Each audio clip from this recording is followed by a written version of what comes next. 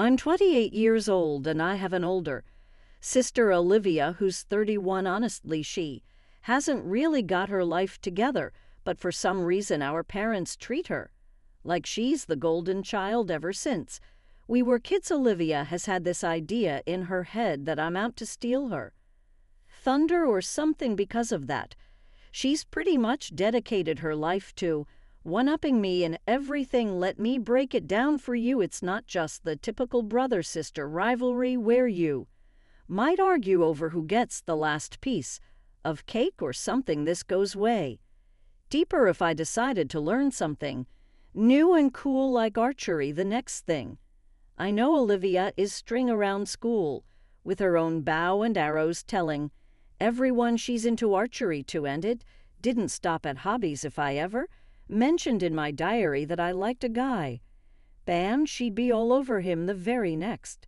day, flirting like there was no tomorrow. And it wasn't just about boys and hobbies. Even when I decided to eat healthier and exercise more, Olivia would suddenly become all about that healthy life as well, copying my diet and workout routine to a T. It was like whatever I did, she had to do it too, but not in a fun, let's share interest kind of way. More like I've got to do everything you do and be in all your friend groups. So yeah, if I made a new friend, you could bet Olivia would be right there trying to become their best friend too. So here's the thing, Olivia had this habit of copying me to the point where it felt like she was always trying to be better than me at everything I did. This whole copycat game started to really bug me because it felt like I couldn't have anything that was just mine. I tried talking to my parents about how much this bothered me, but they didn't get it. They would just say stuff like, "Oh, sisters copy each other all the time.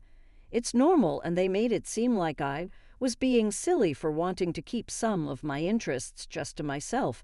But the real problem wasn't about copying, it was about how I felt like I couldn't have my own space to enjoy the things I liked without Olivia turning it into some sort of competition. It wasn't fun for me. I didn't want to be in a constant battle over who could do something better. I just wanted to chill and do my thing, but Olivia always had to make everything into this big deal where she had to out to me to make things even more annoying. It seemed like my parents were always cheering for Olive.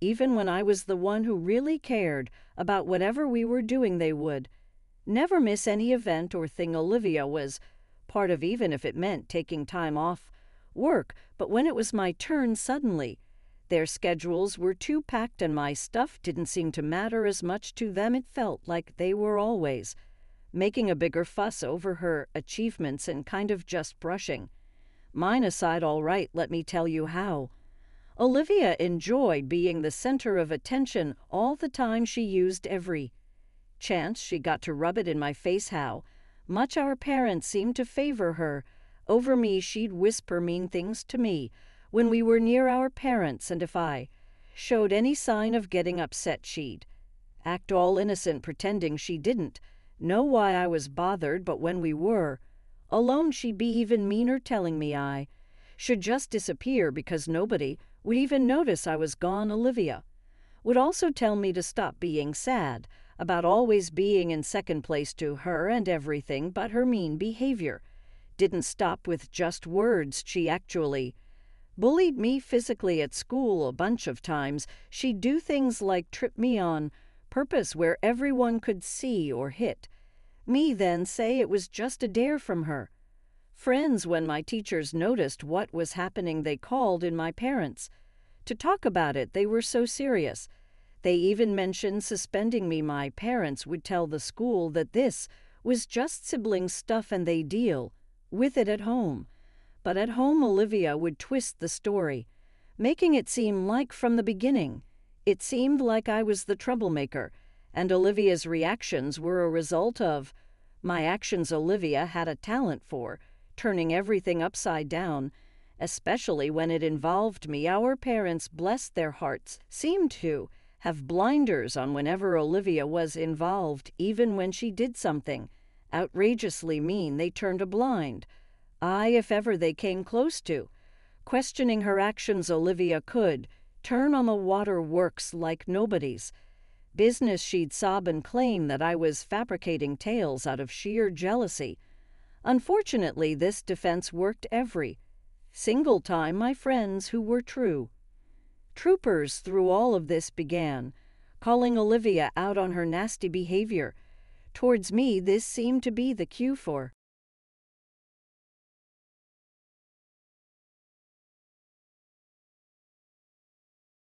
Olivia to kick things up a notch. She started concocting elaborate stories, complete with self-inflicted bruises or strategically placed bandages. Olivia then went around telling everyone that these were the results of my supposed attacks on her. Trying to defend myself against Olivia's web of lies felt like trying to climb a mountain with no gear.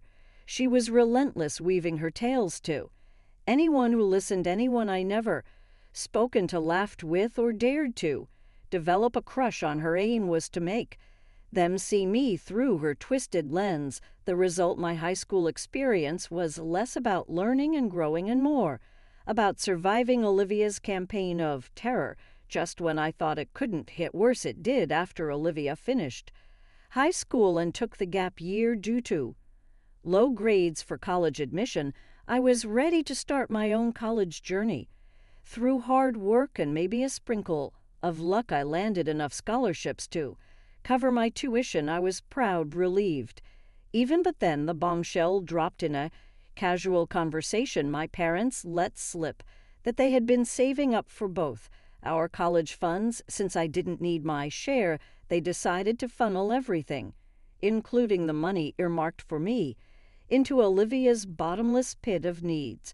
There was the harsh truth laid bare. My efforts to be independent and financially responsible had inadvertently given my parents the green light to use resources meant for me to further indulge Olivia. It was a revelation that stunned more than I cared to admit, a stark reminder of the imbalance that had colored our sibling rivalry and my parents' favoritism from the start. When my parents laid out the red carrot for Olivia, telling her she could pick any major she feigned, it felt like a slap in the face. But the real kicker came when I discovered that my parents were planning to allocate all the college savings, including the stash intended for me, to Olivia. I was furious. I tried reasoning with them, suggesting that we keep my college fund separate for potential future needs like starting a business or even for my wedding.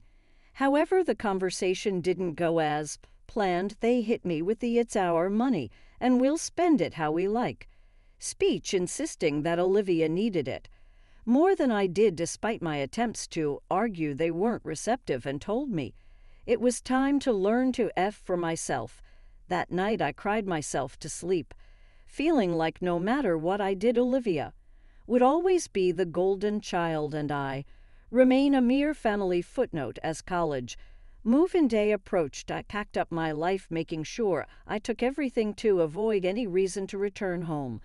Predictably, my parents didn't lift a finger to help me move. Their absence had become more expected than shocking by then. During those low moments, feeling like I was on my own, I crossed paths with Adam at one of the college's welcome events. He was like a ray of sunshine piercing through the clouds of my gloomy world. His kindness and easygoing smile were genuinely uplifting. Meeting Adam felt like turning a new leaf, leaving behind the stifling air of my family drama for something, or rather, someone incredibly uplifting. As time went on, Adam became an amazing friend, always there for me like a rock. He listened without making me feel bad, providing comfort when everything felt overwhelming. Around Christmas, when my parents were hosting a big party and wanted me to come home, the idea of dealing with the drama alone was unappealing, so I decided to bring Adam along, thinking it would be the perfect time for my family to meet him. I informed my folks in advance, letting them know that Adam and I would stay in our own space, but join everyone for the big dinner when we showed up I could. Tell my parents we're taken back to sea. At town, their old school views led to snap. Judgments based on appearances, but I was prepared. I have filled Adam in on my family, and he charmed everyone with his usual charisma.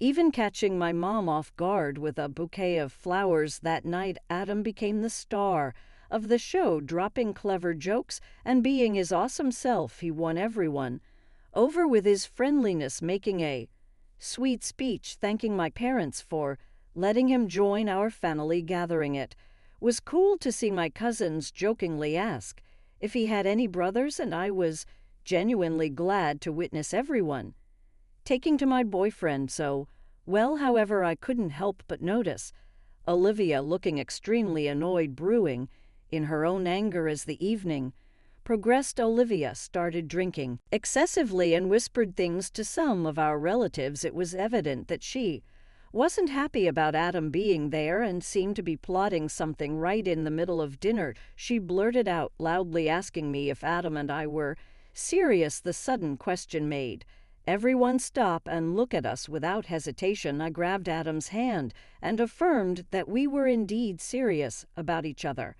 However, Olivia, with a smug look on her face, suggested that maybe I should consider being with someone who fits our family's traditions, better implying that Adam wasn't a good match because he was different. Her comment was not only rude, but also racist, making many people at the dinner feel uncomfortable due to her openly judgmental behavior. Trying to act sneaky, Olivia suggested that I should think about how different our cultures were, essentially implying that I should be with someone who aligns better with our family's way of doing things. Hearing her say that infuriated me, and I was about to let her have it. However, Adam, who didn't seem bothered by her mean words, just smiled and calmly told her that he's as American as anyone else in the room because he was born here. He shared that his great-grandparents came to America a long time ago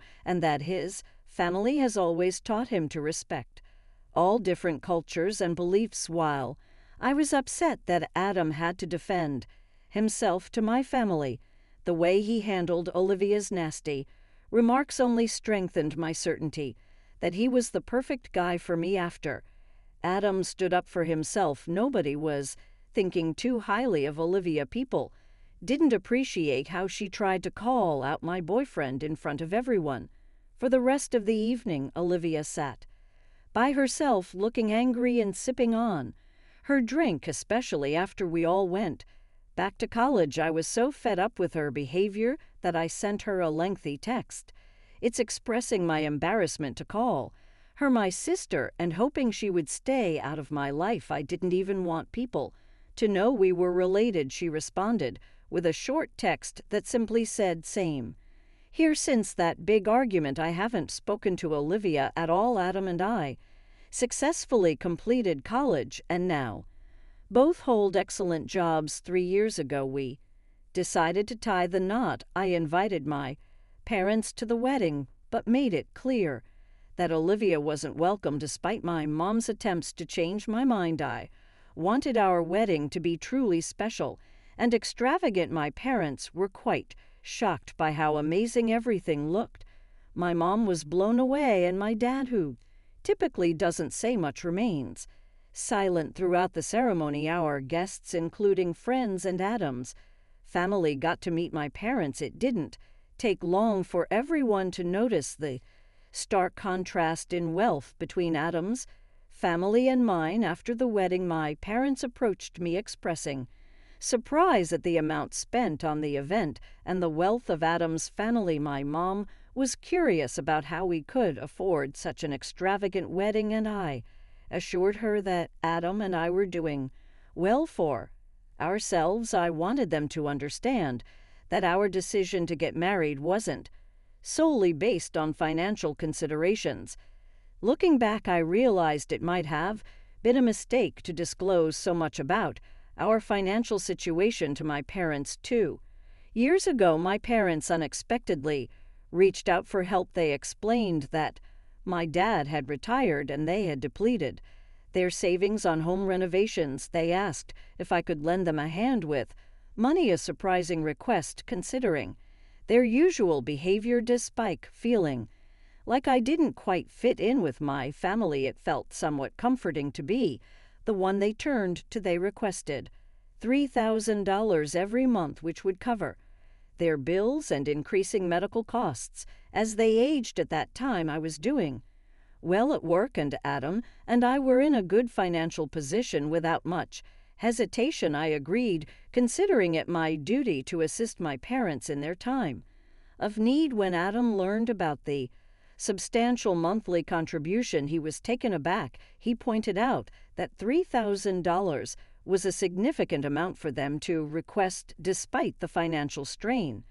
Adam and I were determined to help my parents, making the monthly transfers a routine. I never delved into the specifics of how they were using the funds during this period. I started feeling like there was an improvement in my relationship with my parents, although I wasn't certain whether their niece was genuine or just a reaction to the financial support they were receiving. It seemed like we were genuinely connecting. I entertained the idea of letting go of our challenging past and beginning anew, hoping for a happier future together. However, 2 weeks ago my phone exploded with calls from them right in the middle of an incredibly busy work day. Aware of my packed schedule, the numerous missed calls raised concerns, making me rush to call them back. My dad was on the other end, requesting me to visit their place urgently for an important conversation. Despite feeling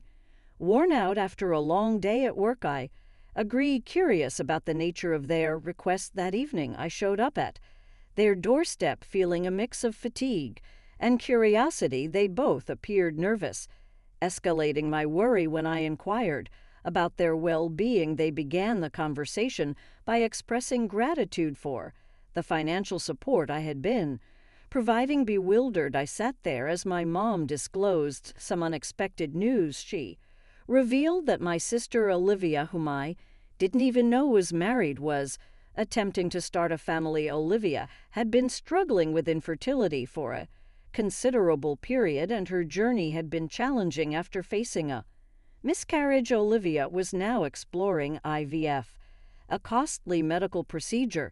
They needed $25,000 to cover the expenses, and then they looked at me, expecting something. They conveyed that being Olivia's sister, it was my responsibility to contribute and support her. They emphasized the idea of family standing together in times of need.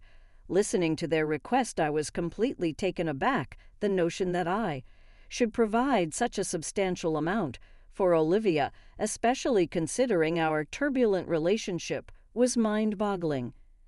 I reminded them of the strained dynamic between Olivia and me, emphasizing the difficulties she had caused during our upbringing. The idea of contributing such a significant sum just didn't make sense to me. My parents didn't appreciate my response. They argued that as Olivia's sister, it was somehow my duty to help her conceive a child. They even suggested that since I didn't have children of my own, the least I could do was assist in bringing a grandchild into the family to foster reconciliation. I expressed my sympathy for Olivia's struggles, but made it clear that I wouldn't simply hand over money as a gift. I offered to lend her the $25,000, but insisted on a legal contract outlining the terms of repayment. This suggestion angered my parents, who yelled at me, deeming it rude to consider making Olivia signed a contract when I had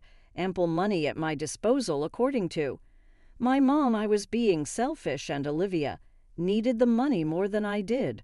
Frustrated by their accusations, I asserted that I had worked hard for my money, had my own life and bills to attend to, and couldn't give away a substantial portion of my savings to someone who had mistreated me and with whom I hadn't communicated in ages. I made it clear that if they weren't okay with my conditions, they shouldn't expect further financial support from me. After my firm statement, my parents began yelling, claiming that my attitude was precisely why they had an issue with me, accusing me of always acting too proud and believing I was better than everyone, else their sudden change in demeanor shocked me considering their earlier pleas for money. Despite their attempt to make me feel guilty, I remained steadfast in my decision. However, suspicion crept in, prompting me to investigate the money I had been sending them. I excused myself to go to the bathroom, but instead I quickly went to my parent-par bedroom and found my dad's phone charging on the nightstand. Unable to ignore the bad feeling in my gut, I decided to look at his phone. What I discovered left me utterly shocked: messages revealing that my dad had been sending $1,800 every month to my sister for the past 2 years. It felt like a massive betrayal, and the real issue was not just about the money. It was the fact that they had deceived and manipulated my feelings for 2 whole years. Overwhelmed by the revelation, I went back to confront my parents, not bothering to hide the hurt caused by their retrol. I asked them directly what they had been doing with the $3,000 I sent them every month. Caught off guard, they stumbled over their words, attempting to figure out what to say. Unable to wait for an explanation, I confronted them about sending $1,800 every month to my sister. Their faces went pale, and after a few seconds of silence, they admitted to diverting a significant portion of the money I sent Olivia. Their excuse was that she genuinely needed the money, and as her parents, they couldn't bear to see her struggle. Hearing this excuse infuriated me, and I questioned them about their disregard for my well-being. I asked them if they didn't think it was wrong to lie and take my money for 2 years. Their defense was based on Olivia's financial struggles, emphasizing that my sister and her husband didn't earn much. They tried to justify their actions by claiming that given my lavish wedding and well-paying job, they believed taking money from me wouldn't significantly impact me. They even mentioned that it was initially Olivia's idea, but they went along with it thinking they were doing the best for their kids. However, this only intensified my feelings of anger and disappointment. At that point, I had reached my limit. I declared that I wouldn't provide them with any more financial support and that I was done backing them financially. My parents responded with desperation and anger, insisting that I couldn't just stop helping the family when they needed me. I laughed off their pleas and left their house experiencing a mix of emotions, including anger, sadness, and a sense of relief. Now, as I write this, my parents persistently call and beg me to reconsider, assuring me they won't take any more money if I don't completely cut them off. Despite their attempts to guilt trip me, I stand firm in my decision. Update 1: I am incredibly grateful for the supportive messages I've received. The guilt from my family has weighed on me, but having someone as amazing as Adam in my life means a lot. I appreciate that people are finally listening to my childhood stories and believing them. Discussing this has been challenging, with some thinking I'm exaggerating, so thank you to everyone I've talked to. Adam is equally upset about my parents deceiving me, and we decided not to let this happen again, regardless of their current circumstances. Meanwhile, my parents continued to call and text, apologizing, attempting to make me feel guilty, and begging me to change my mind. However, I remained steadfast in my decision to cut off contact with them.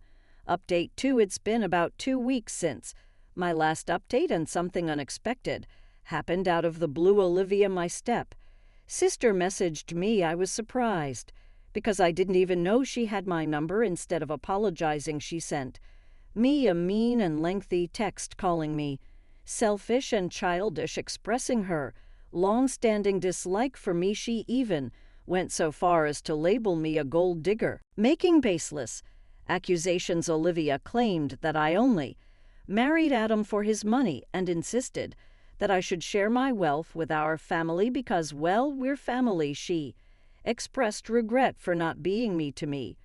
During our childhood, hoping that it would have left a lasting impression on me, reading her hurtful words brought back all the negative memories from my past, and I couldn't help but cry when I showed Adam the message he became.